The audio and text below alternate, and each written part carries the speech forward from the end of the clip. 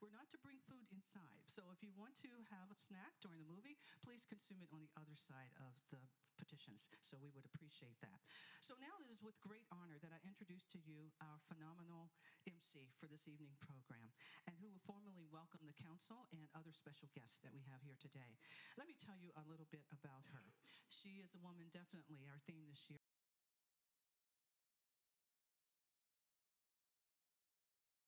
in her own right. So we are really grateful for her energy, her vigor, and all the things that she has done to bring this city to the place that it is today in terms of the community connectivity. We are very, very grateful. So let me tell you a little bit about her. Patricia E. Martell has served as the city manager of Daly City, the largest and most diverse full-service community in San Mateo County, since 2005. She serves as the general manager of the North San Mateo County Sanitation District also.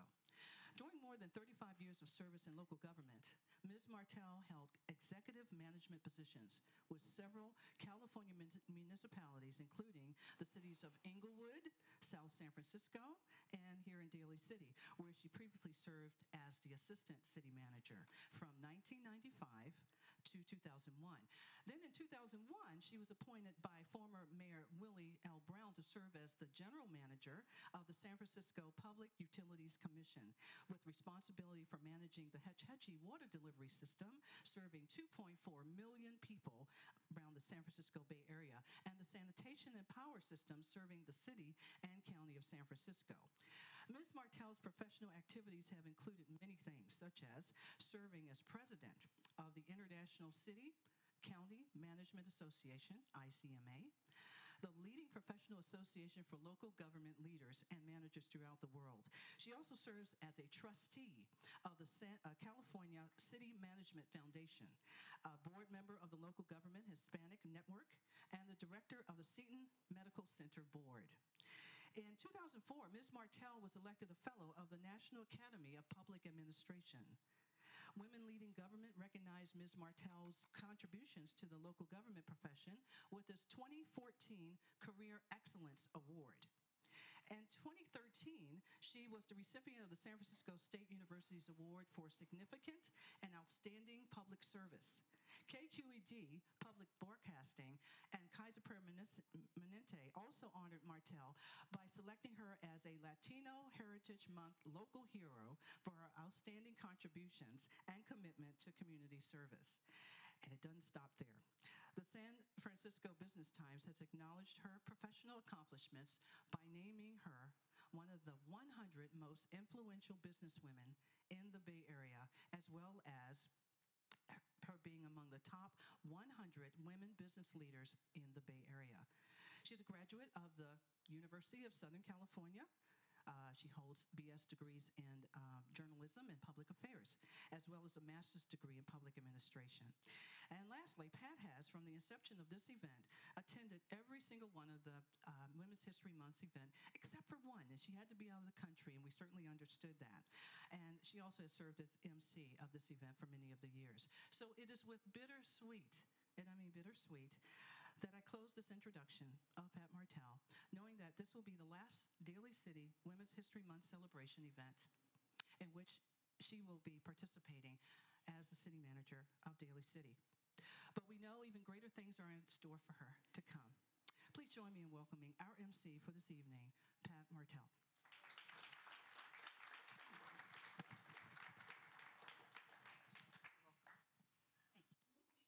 Thank you for that very kind introduction, Leslie. Leslie is right in the last thing that she said, and that is that this is a very bittersweet moment for me, because since I became city manager in 2005, this has been one of my very best favorite events every single year, because it acknowledges what all of us feel so strongly about, and that is the contributions that women make, not just in our city, not just in our school districts, not just in our county, but throughout our country and around the world.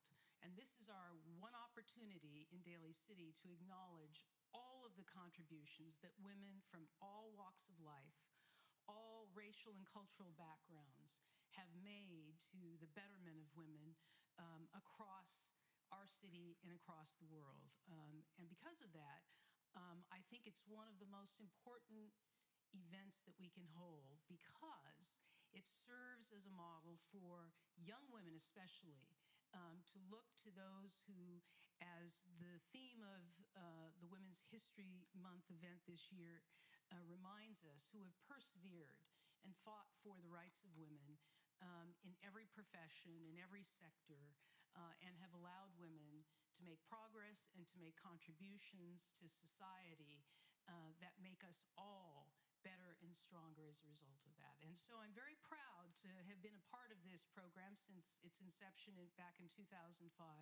and to have supported it every single year because of the importance of what we have done in the last 13 years at this event. And there have been many opportunities that we've had because there have been various iterations of the program, as Leslie mentioned, where we have in the past acknowledged women and held an awards program for women in the community who have made significant contributions. So there have been a variety of different things that we have done to highlight what women in our community and throughout San Mateo County are doing to improve the quality of life for all of us. I'm very proud today to serve as the MC and to provide you with a program that I think will be both enriching in what you are going to hear from our guest speakers tonight, as well as to highlight a movie which I think those of you who will be able to stay will really enjoy because it really underscores what great women who were for many, many years not acknowledged in our history have contributed to our society and to especially the advancement of the space program in our country. At this time, I would like to just take a few minutes to acknowledge some of our very special guests. I want to start with my bosses, the City Council of Daly City, starting with Mayor Juslyn Manalo. And you're going to hear a good deal more from Juslyn in just a few minutes. I want to acknowledge Vice Mayor Ray Buenaventura in the back. Council member and former Mayor Glenn Sylvester right here in the front. We also have one of our own supervisors and former mayor and vice mayor and council member in Daly City, David Canopy, is sitting in the back. We also have a representative from our local school district, from Jefferson Elementary School District, Marie Brizuela. In addition, we have a guest from down in the South County, and I want to acknowledge her for coming up to participate, East Palo Alto Council Member Donna Rutherford. And we also have our planning commissioner. I saw her. Oh, there she is. Pam DiGiovanni is with us. And we have Mark Nogales representing Congresswoman Jackie Spear. And I believe in the back is Deputy Superintendent of Schools Mark Wydell. Thank you all for joining us this evening, and I hope you enjoy the program. At this time, it is my great pleasure to make an introduction for someone who has actually made her own history in our city in a very short period of time. Mayor Juslyn Cabrera Manalo was elected the first Filipina to the City Council of Daly City in November of 2016. She served as vice mayor during her very first year on the council and in public office, and last December was selected to serve as mayor this year. Juslyn was born in San Francisco and raised in Daly City, where she attended Daly City schools. Her drive and passion for community work began in college.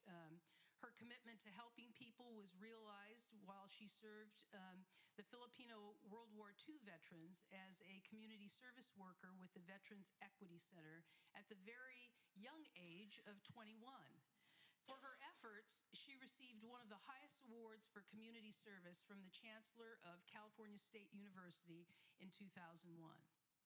In collaboration with the National Network for Veterans Equity, she and her colleagues created Student Action for Veterans Equity and worked on the national campaign to fight for equity for Filipino veterans. In 2009, Juslyn and a group of volunteers created the Bill Sorrow Housing Program in San Francisco to address housing-related issues for low to moderate income families and individuals.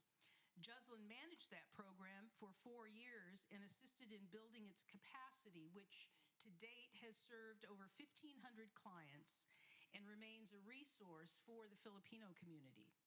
She also founded a women's organization at San Francisco State University, where she was a student, and focused on supporting young women by educating them about their cultural heritage, creating opportunities for them to serve in the community, and creating a platform for women to be empowered.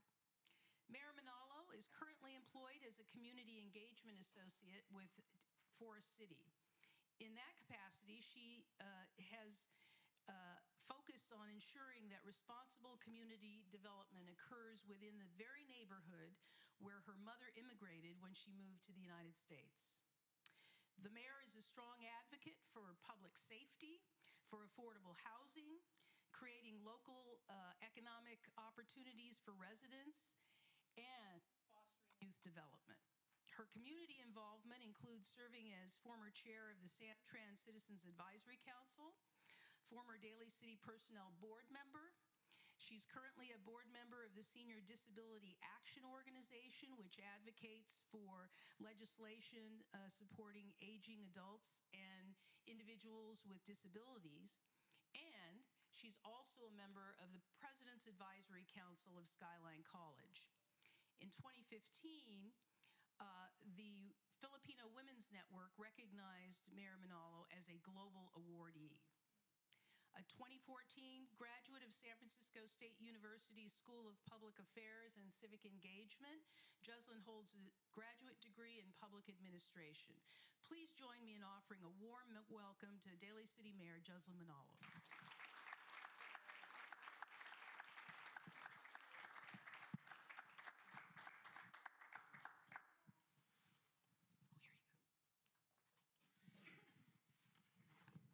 Good evening, everyone.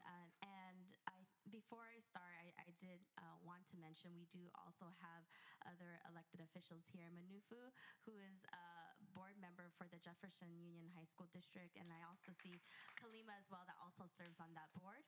And so I just wanted to recognize them as well as they walked in. So thank you.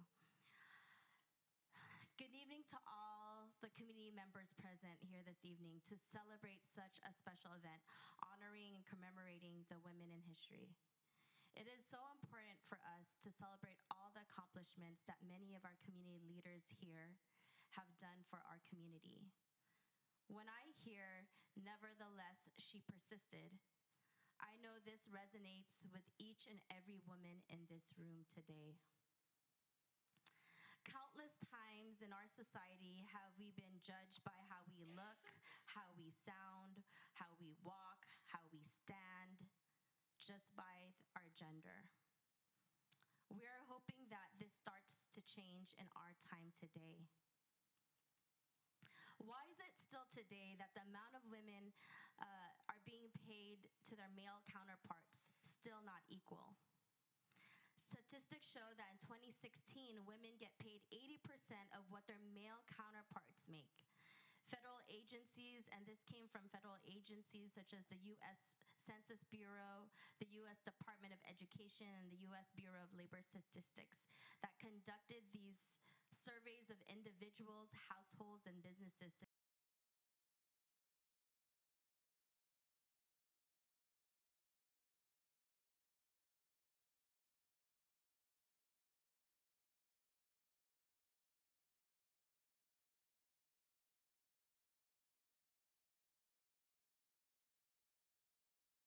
against women. This past year in 2017 sparked the Me Too movement with courageous women that stood bravely speaking against sexual harassment and violence. In this light, I've urged to codify our administrative policy harassment as a resolution for the City Council to pass, ensuring that every new employee that enters Daly City has harassment training from the start. This type of behavior needs to stop, and we must take the preventive measures to do so. I look forward to hearing from our gracious presenter about her experience and her plight, Chief of Police San Mateo, Susan Manheimer. Although inequity is still happening, we as women are breaking barriers today and have demonstrated exceptional character and unwavering strengths as mothers, daughters, educators, labor and religious leaders, medical professionals, public administrators, elected officials, artists, police officers, firefighters, scientists, recreation leaders, nonprofit administrators, librarians, coaches, entertainers, business professionals, neighborhood activists, and dedicated volunteers who contribute to the quality of life in Daly City. One piece struck a chord with me when the theme, nevertheless, she persisted, and the famous author I hold dearly to me is Maya Angelou. And one piece that I'm going to share with you today with some modifications is Still I Rise. And so I'd like to share that with each and every one of you today. It goes something like this. You may write me down in history with your bitter, twisted lies. You may trod me in the very dirt, but still like dust I rise. Does my sassiness upset you? Why are you beset with gloom? 'Cause I walk like I've got oil wells pumping in my living room. Just like moons and like suns, with a certainty of tides, just like hope springing high, still I rise. Do you want to see me broken, bowed head and lowered eyes, shoulders falling like teardrops, weakened by soulful cries? Does my haughtiness offend you? Don't you take it awful hard? 'Cause I laugh like I've got gold mines digging in my own backyard. You may shoot me with your words. You may cut me with your eyes. You may kill me with your hatefulness, but still like air I'll rise. Does my woman essence upset you? Does it come as a surprise that I dance like I've got diamonds at the meeting of my thighs? Out of the huts of history's shame I rise, up from a past that's rooted in pain. I rise. We are a beautiful ocean, leaping and wide. Welling and swelling, I bear in the tide. And this is where I ask all of the women here today if you could stand with me as I say this last part.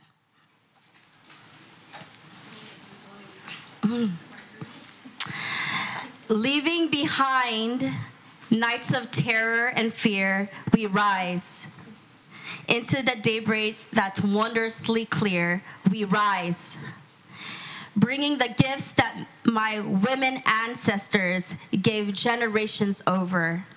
We are the dream and hope of the woman. We rise, and we rise. Thank you very much.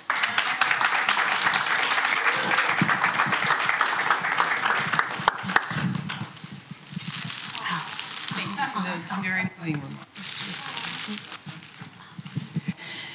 Thank you for those very moving remarks. I know all of us were deeply touched by that, and particularly in light of the theme that we are celebrating tonight, as Juslyn so eloquently pointed out.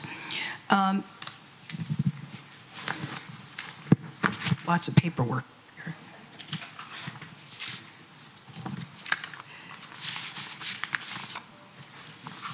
For my next introduction here.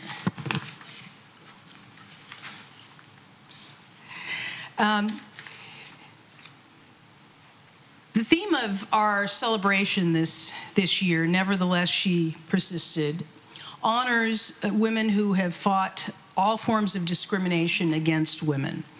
And they are women who have worked tirelessly across a variety of issues that affect the rights of women. They come from all sectors. Among the awardees this year that have been acknowledged at the national level as part of the celebration of National Women's History Month, we have such spectacular examples of women who were firsts.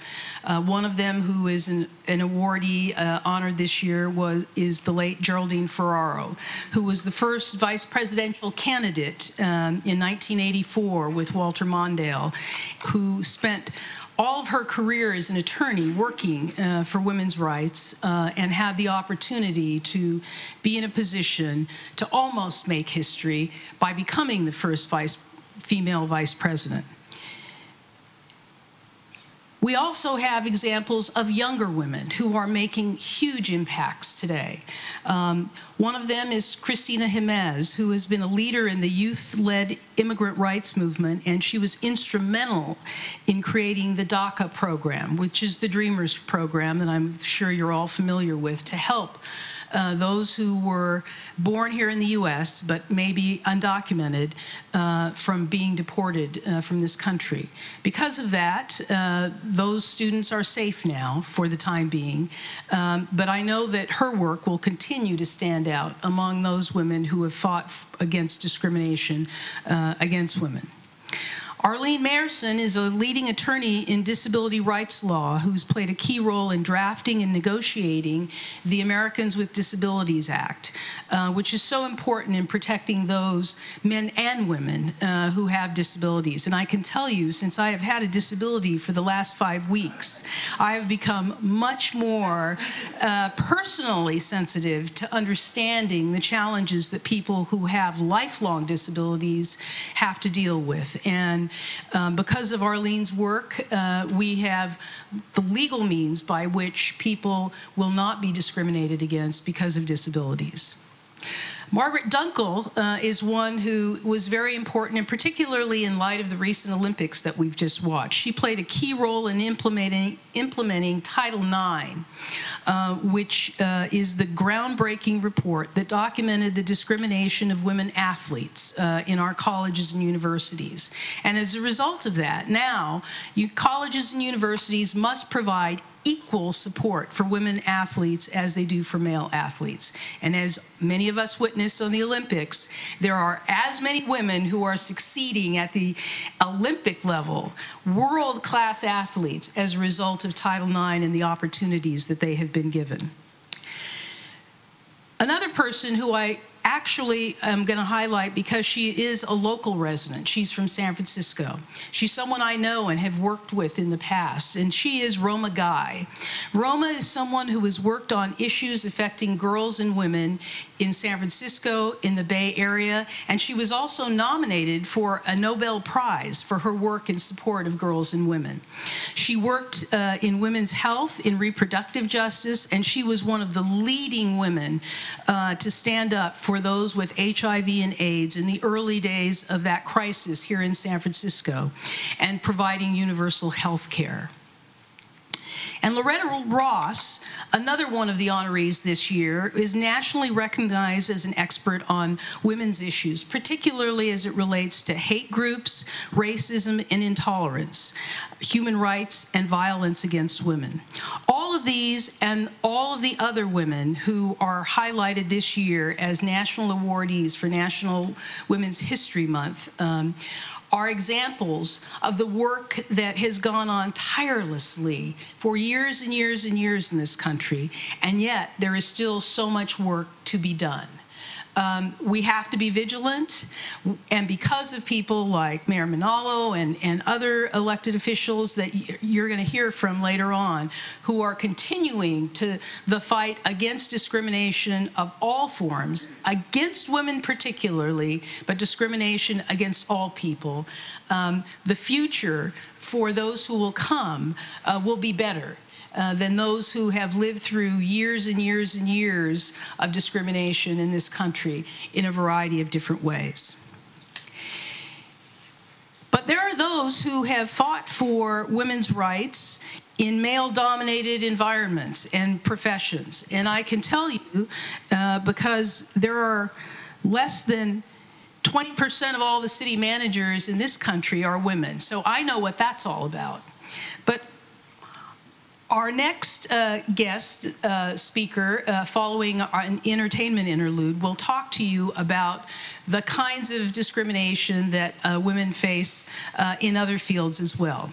But at this time, it is my great pleasure to introduce to you from the San Francisco Jazz alum guest artists, Bria Sabella and Benjamin Martinez, who are going to provide a short musical interlude of 2 songs for you, for your enjoyment.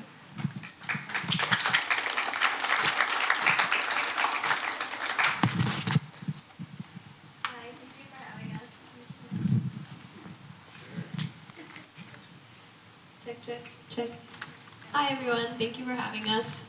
This first song is a song I wrote a few years ago. It's about a friend of mine, but I think it applies to anyone who the world's been a little tough on, but who keeps persisting and who's strong and determined. This is called Cruel Disposition.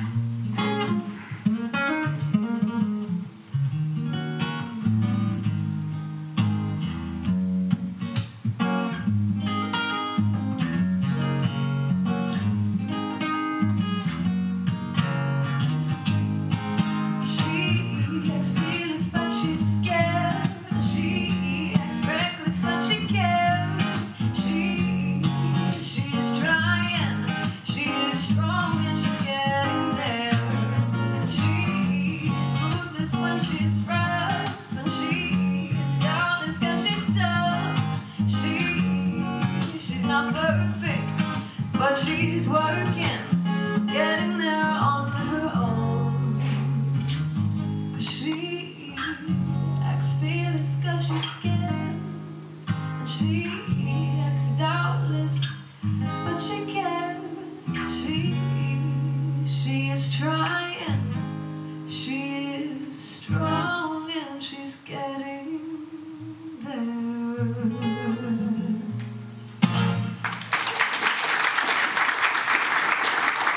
Thank you. The next song we're going to be singing is Girl on Fire by Alicia Keys. Thank you.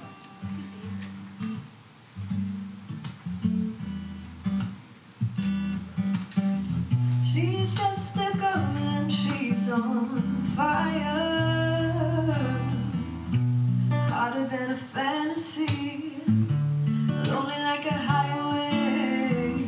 She's living in a world and it's on fire,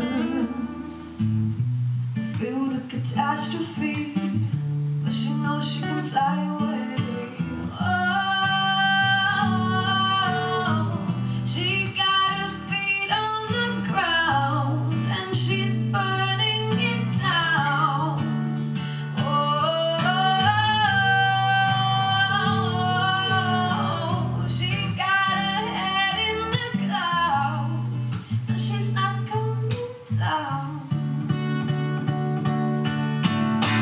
This girl is on fire. This girl is on fire. Yeah, she's walking on fire. This girl is on fire. Yeah. Looks like a girl, but she's a flame. So bright she can burn your eyes. You better look the other way. You can try, but you'll never forget her name. She's on top of the world, the hottest of the hottest girls. Say, oh, she got her feet on the ground and she's burning it down.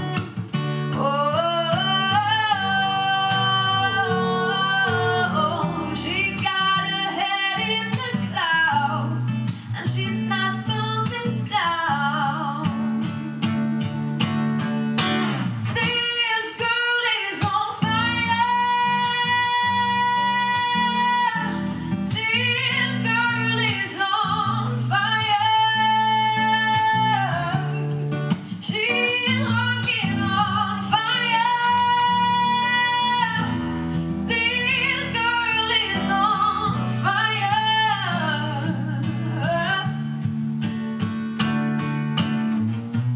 Everybody stares as she walks by, 'cause they can see the flame that's in her eyes. You watch her as she's lighting up the night, and nobody knows that she's a lonely girl, and it's a lonely world. So we gon' let it burn, baby, burn, baby. This girl is on fire. This girl is on fire. Oh, she's walking on fire. This girl is on fire. Yeah.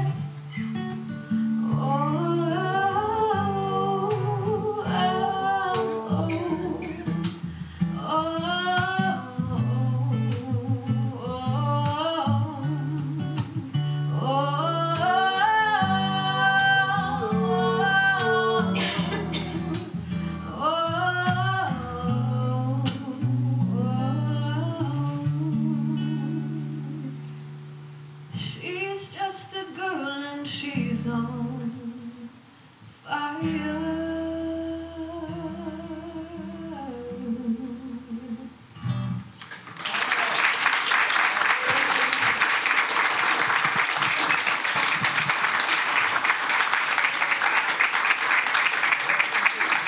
Wow, let's hear it for them. Let's really hear it for them. That was wonderful. Thank you very much.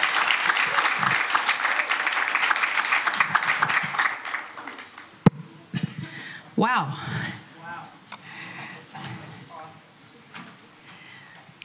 Did you ask him to sing that last song? That's my favorite, Leslie.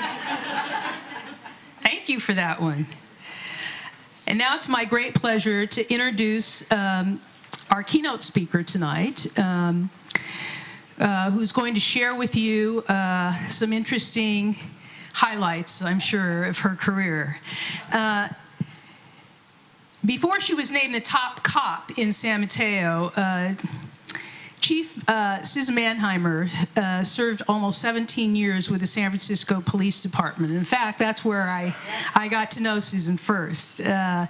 She was both a lieutenant and a captain of the Tenderloin Task Force, a tough inner-city neighborhood in San Francisco. And in that capacity, she helped to reduce the blight and increase neighborhood safety, forging coalitions, which she is really good at doing, and engaging the challenges in that community. Chief Manheimer was recruited by the city of San Mateo and appointed police chief in our county in May of 2000. Under her leadership, and with the support of her council and her department, she has been able to lead the effort to establish award-winning programs that have improved the quality of life for all the residents in San Mateo. She is one of the more senior tenured chiefs of police in the entire state. Chief Manheimer is focused on building a best practices agency in San Mateo and has helped to work collaboratively across the county, even with our police department here in Daly City, to establish protocols that provide for the best delivery of services and deal with the issues facing law enforcement, not just in her own community, but across the county. Chief Manheimer has been a first, as you can well imagine. She was the first woman to serve as police chief in her city. She was the first woman to have served as president of the California Police Chiefs Association, and she was the first to head up as the chair or president of the San Mateo County Chiefs and Sheriffs Association.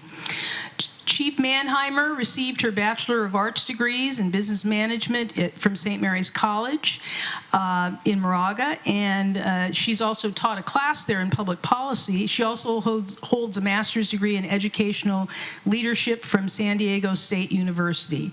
She's a graduate of the Post Command College, which is a very prestigious executive training program. And perhaps the most impressive thing I found when I was researching her formal biography is that Susan does what all women need to do. She balances the very, very important and time-consuming and challenging job of being a police chief with also raising a family. And she's very proud of that because she says on her bio that she resides in San Mateo County and that she has 2 adult children, Sarah, an attorney daughter, and Jesse, a captain in the U.S. Marine Corps. And she has her grandchildren, and they enjoy all kinds of work-life balance activities like skiing, hiking, rowing, and especially service to the community. Please join me in welcoming my friend, Chief Susan Manheimer. It's so good to see you. Okay, I'm so delighted to be here, and I have to say that, as is often the case, when you get asked to do something, you get so much more out of it than you give into it. I am pumped up. Mayor Manalo, you are just an inspiration. What you have done in your short life is something to be admired by all of us. And I am not City Manager Pat Martell, one of the senior tenured chiefs in the state. I hate to tell you I am the senior tenured chief in the state, so don't start adding up the years, but I started in the San Francisco Police Academy in 1984, and this was one of my trainers right here, Glenn Sylvester. And we're going to talk a lot about women, supporting women, and trailblazers, but for a moment I want to talk about the men in our lives as well, because Glenn was one of those good guys.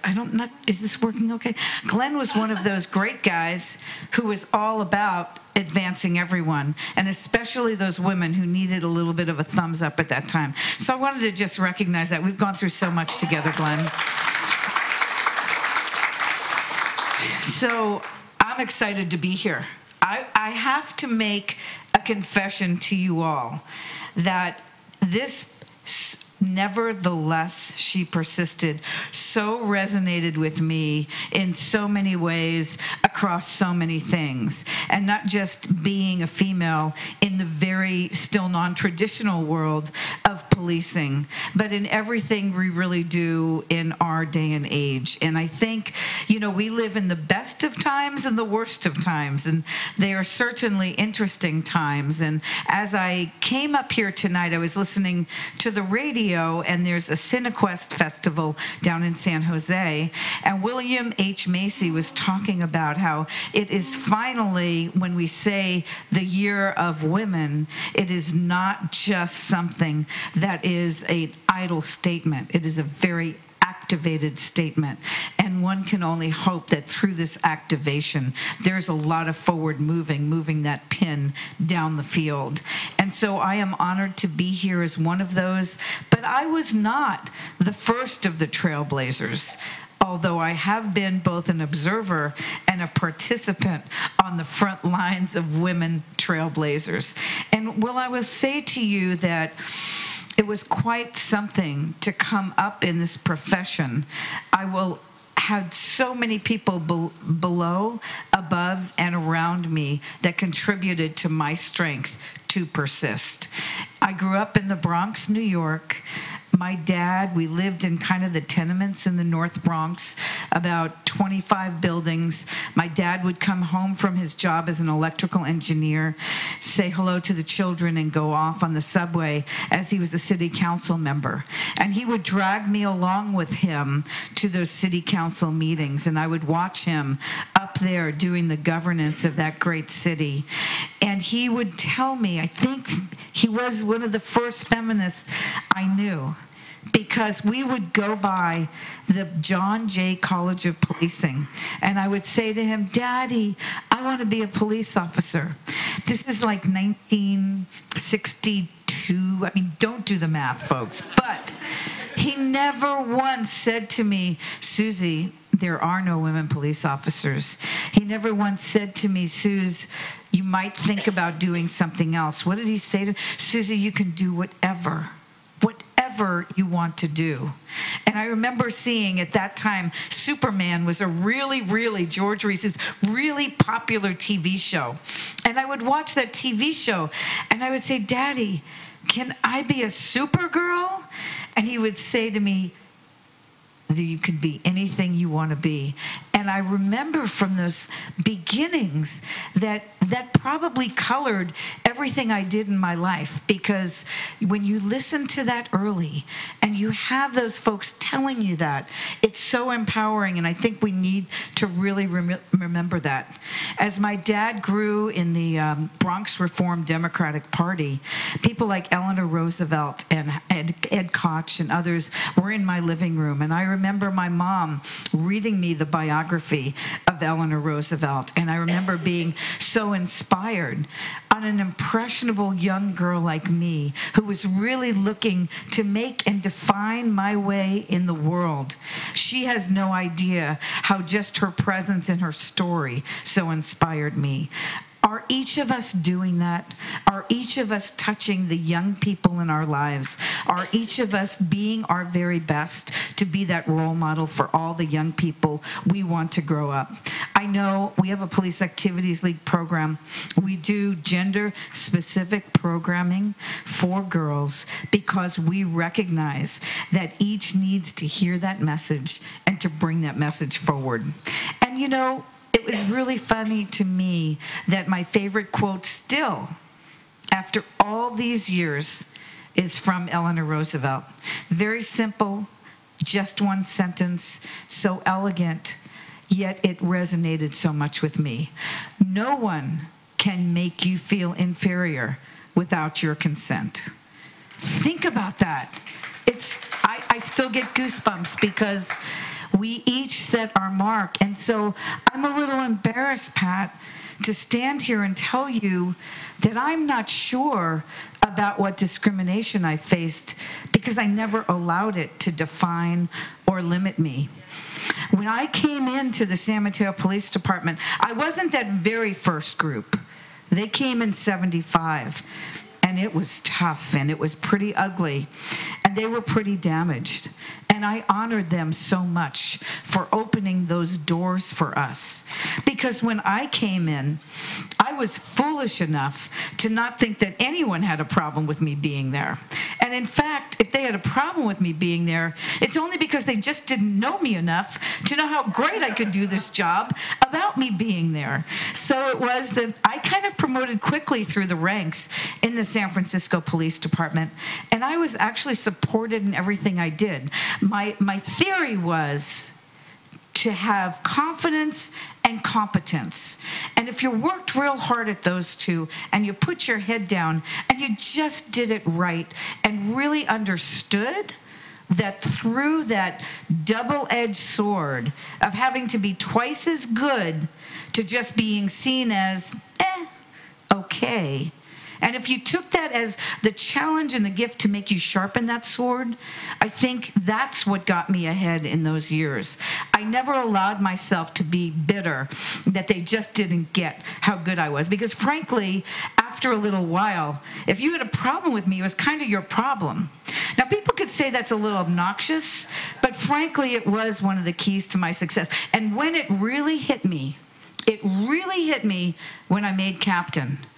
I was the first group of women sergeants, women detectives, inspectors, women lieutenants, and women captains. There had been acting captains before me who had done wonderful things to open the doors, but I was the first promoted female captain in the SFPD, and that was a big deal at that time. And so I strolled into my first captain's meeting with all the captains in the San Francisco Police Department, probably what at that time, 20, something like that. Don't worry about it, 20 or so. And all the deputy chiefs and all the commanders and all that. So there's about 35 people with the bosses and the big brass and the chiefs, and they're all in the room, and I walk in there and I'm just so excited, and I sit down, and I think there were 3 women in the room. There were 2 who were promoted along with me, Heather and Mindy, and me. And you know, the chief spoke and everyone spoke, and when asked what we thought, I spoke up. Because I guess I never got the memo that women are just there to kind of fill a slot, you know what I mean? Just to fill that slot. And so I'm going on and on about what we're going to do in the Tenderloin and how excited I am. And there's just dead silence. I mean, like dead silence. And I kind of take a breath, and I kind of walk out with everybody else, still trying to be upbeat. You know, I'm from the Bronx. I can kind of act along with everybody else. And I remember going to my deputy chief, at the time a mentor of mine, although a jerk, a mentor of mine. And I said, you know, what just happened? What just happened in there? And he said to me, and I'll never forget this, because these are gifts when you can take them in the right way and rise to that challenge and nevertheless persist. He said, you know, Manheimer, you know the problem with you? And I'm like waiting for the big, you know, light to go on to help me find my way in the dark. And he says, the problem with you is you expect what all the big boys get. And I was like, I was waiting for the next part of the sentence. I was waiting for the punchline. I was waiting for, and so, but there was no and so. There was only the statement that, you know, get back in your place, Manheimer. Well, I'm sorry, I am from the Bronx. And I grew to realize that if you have a problem with me, not because of something I did or said or needed to learn. If you simply had a problem with me, that was going to be your problem. And I never allowed, I think it's another Eleanor Roosevelt quote, and I get all my quotes mixed up, but never allow anyone else's limitations to own you. And so, Pat, I don't know that I have a lot of those stories because I just wouldn't kind of allow them, but I want to say a corollary to that. because I did pretty much keep my head down and try and be the best. You know, what actually got me into police work was I had an interest in it from very young, of course, but I got robbed and they held a knife to my 2-year-old daughter's throat. And I was able to grab my daughter and get away, and worked then with the inspectors and detectives to find this horrible guy who ended up being the panhandle rapist slasher, who had raped and slashed over 17 young women in that I was living up in the Haight-Ashbury. And it's so marked and terrorized me that there were people like that out there, that I actually went in to become a police officer, and later was robbed professionally as a decoy 23 times. I was robbed as a pretend cab driver. I was robbed in ATMs. I was robbed all over the darn place. And I think for me it became important to prove that women could do it all. And so when one of my mentors, and there were a lot of male mentors I had because there were frankly no females to mentor me at that time in the department, came up and he was so proud. And he said, "Susan, I'm so proud of you. Now you can go in and you can be a sex crimes detective, or you can work in the juvenile division." And I said, "Yeah, well, I'll sue you because I want to go be a robbery decoy." And I worked so hard to not be that great female cop, that great female sergeant, female captain. I just wanted to be great without the qualifier until I made police chief. And when I was recruited as the police chief, the 4th female police chief in the state of California, CNN came and they wanted to do an interview with me about being a female police chief in the state of California. And I basically said, no, I'm not going to talk about that. Until I got to this county and I realized that the highest ranking woman at that time was a sergeant. And that women came to me and said, "How do you do it? How do you really become successful in this male-dominated field?" And I remember a little girl came up to me. This is probably you know, we all have those moments that are the turning points that really highlight something to you. It was a 6-year-old girl, and she came up and she met me in my swearing in, and she goes, "Oh my God, can anyone be a police chief?" And I remember my dad was there. My dad was there to pin my badge on. And I said, "Yes, my dad told me anyone can do anything. You can be the chief of anything." And I went about my way, and I started making a mark down here, and I was greeted with open arms. I mean, the male police chiefs could not have been prouder. The male chiefs in the California Police Chiefs Association went to my boss and said, "We want to make her the first female president." So everyone was really proud. But about 2 years later, that father of that little girl came up to me and said, "You know, my daughter ran for student body because she has your card still on her dresser next to her little ballerina figure jewelry box." And she said, "Daddy, she told me she could do anything." And that hit me like a ton of bricks, because you know what? We do have a responsibility to stand up and to really be that role model, to be the one that others can see themselves in that role and to really carry it forward. So when I came down to San Mateo, and I want to tell you, coming from San Francisco, you kind of think San Mateo County is a little bit 50s or 60s, a little something backward. I was shocked when I got down here. I'm admitting it. I never knew San Mateo County at all. I only knew where Scandinavian Designs was. I once went to San Mateo for my living room furniture. But when I first came down to this county, I was quite shocked and honored and pleased to see the very proud history of strong women that made up and led this county, from school districts, school boards, Jackie Spear, Anna Eshu, Carol Groom, Adrienne Tissier. I could go down a lot. My friends, Melanie Hildebrand, Cal Conroy, who got me here today, and our very own Pat Martell. There is just a strong, and look at our new generation coming up. I know Kalima very well. Mayor Manalo, I don't know you, but I am so impressed. So I think that it is not only the right time, but the most important time for us to stand up and recognize that we are still those trailblazers and that we are those role models, and that we do, when we start to populate those top decision-making spots, have a tremendous responsibility to bootstrap up and bring and encourage. And not just the women, but all those men who are growing up as boys who are going to support us as we get up there. So I will just say now that it is absolutely thrilling for me to be in this leadership role, that I promise you I take much more seriously and with more responsibility my job to be that role model and to really be that one who brings others up in this community. And I am delighted to do so, and it is really part of what I do going forward. I was proud and delighted the year I made president of Cal Chiefs to start the Women Leaders in Law Enforcement Symposium. 40 women who kind of were a little afraid to ask their management if they could go to this training has now blossomed into over 1,000 women getting together every single year. And we now have 27 female police chiefs that I preside over at a breakfast. And we now are populating women across the country who are in those leadership roles.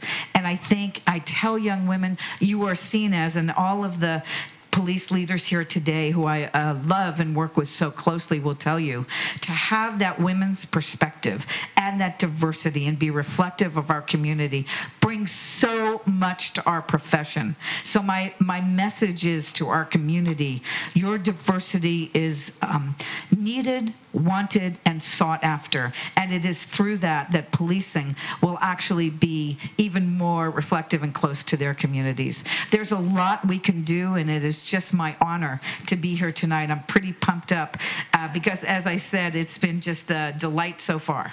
So thank you very much. Thank you for having me. To Pat Martell, a good friend of mine, and everyone else here, God bless, and let's keep doing the important work.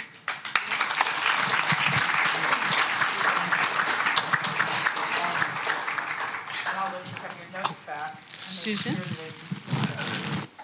It's our honor to provide you with some beautiful flowers to dress up your office, your top office. Thank you. Thank you so much. So you can see why, even though she never faced any discrimination, she had some challenges she had to overcome. But she didn't let those challenges, which others would see as discrimination, ever affect her. And really, that's what highlighting what people like Susan and our mayor and others are doing in the community to overcome those challenges. And that's why all those young women who look up to these women as role models will not in the future see discrimination. They may see a challenge or an obstacle, but they won't see that as in any way not allowing them to accomplish their dreams the way that Chief Manheimer has. Thanks so much, Susan. So now we are running a few minutes behind, but it is my honor to introduce someone who I was waiting to introduce previously. We didn't overlook her. A member of the Committee on the Status of Women in San Mateo County, and a member of our school board, the Jefferson Union High School District Board, someone who is active in the community and always engaged, whether it's school district activities, city activities, or just building community in general. I want to introduce to you Manifu. Come on up. I'm gonna try and say your last name, but I mess it up every time, Manifu. So help me with it. See? It's not my first language, but thank you for being here. Good evening. I know we're behind schedule. Somehow I always get booked right before the food, so. And I've said it before, I'll say it again, it's not a good place to be culturally. But, you know, good evening, and in my native language, aloha and talofa. I'm deeply honored to follow such esteemed colleagues in the community. I don't know if our city manager and Chief Manheimer remember me, but we have a common denominator Bevan Dufty, who was my former boss. We were all under Willie Brown's umbrella. We were all Willie's kids at one time. And I want to speak to firsts. You know, I don't like to promote firsts all the time. I tell my kids, it doesn't matter if you're a first. The important thing is that we make sure that there's a second and a third and many more. And for me, as a woman of color, it's been amazing for me to be on the Commission on Status of Women. And when I first got there almost 5 years ago, I was told, you're the first Pacific Islander to serve on this commission. And I said, wow, really? Then we've got a lot of work to do. You know, because the Bay Area has the highest population of Pacific Islanders outside of Hawaii in the country. And so to hear that for me was a little unsettling, because it made me realize the importance and the value of me being at the table. And former congressman who was a congressman to the American territory of American Samoa said, if you're not at the table, you're lunch. He always reminded us that. If you're not at the table, you're lunch. So when I was working for Willie Brown, I actually started out in his scheduling office. It was a very humbling job. But you know what? Everything happens the way it happens for a reason. Because when I was there, I was able to gain the respect, build community, and strong relationships, because everyone wanted to get through the door. So when I had the opportunity to apply for a liaison position, he made it very easy, because I proved myself and I worked hard, and it didn't matter that I was making sure that I was representing brown girls that looked like me or other females. All that mattered was that I did the job, got the job, and did it well. But when I got there, I did not feel that I belonged. I wasn't always welcomed, and people weren't sure what I did for a living. So when I walked in, many times I was a project manager. When you go down Ocean Avenue, you go down and you see a park called Crocker Amazon on Geneva.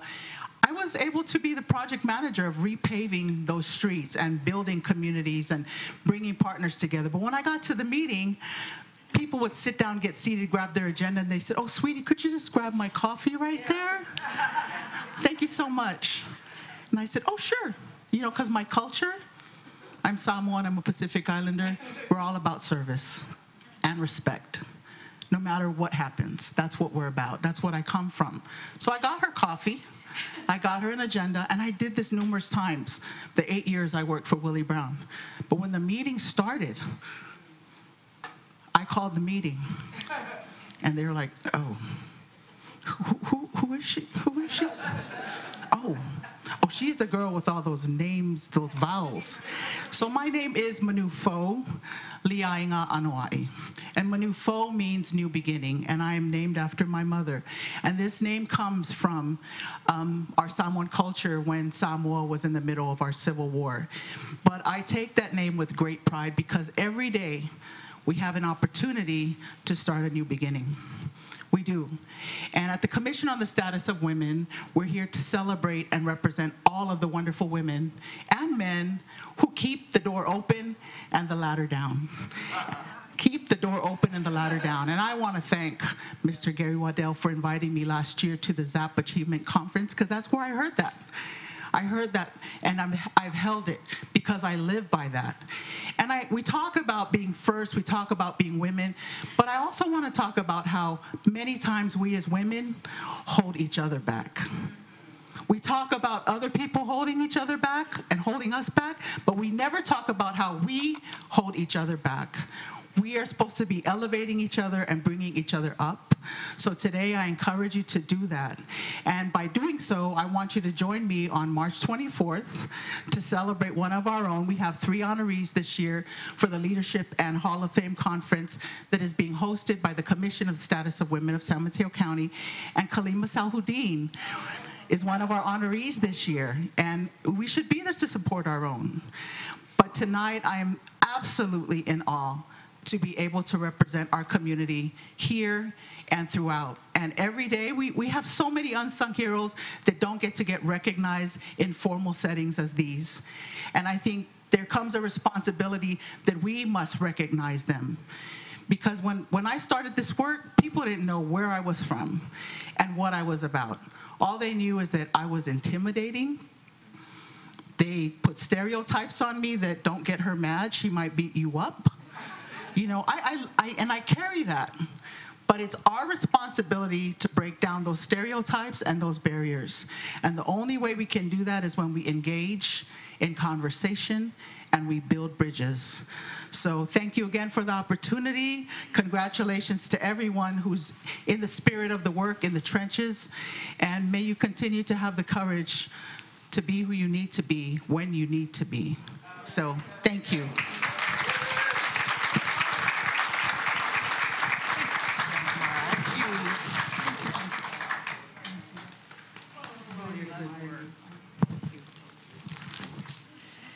It's like an homecoming to have all of my friends from San Francisco here today.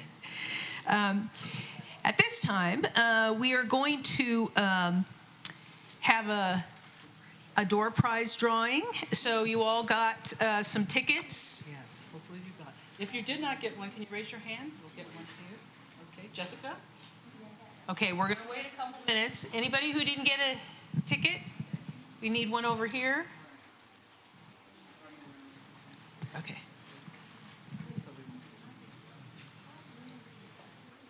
I guess we'll have to add. Yeah, we'll add it. We'll add it for the next round. Okay. We'll just go into Okay. Okay. So the first one is for. Registration for the upcoming March 24th Women's Conference. Okay, great. This is a gift registration for the upcoming Women's Leadership Conference here in San Mateo County from the Committee on the Status of Women. And if you haven't seen the program for this, you're going to want to get this one. So if you have the lucky number 610-117, 610-117. Oh, great. All right. I want to give that to.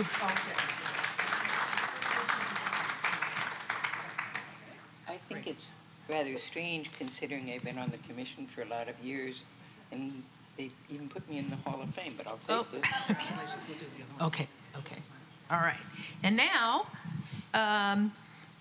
we'll do it right now? Yeah. Okay.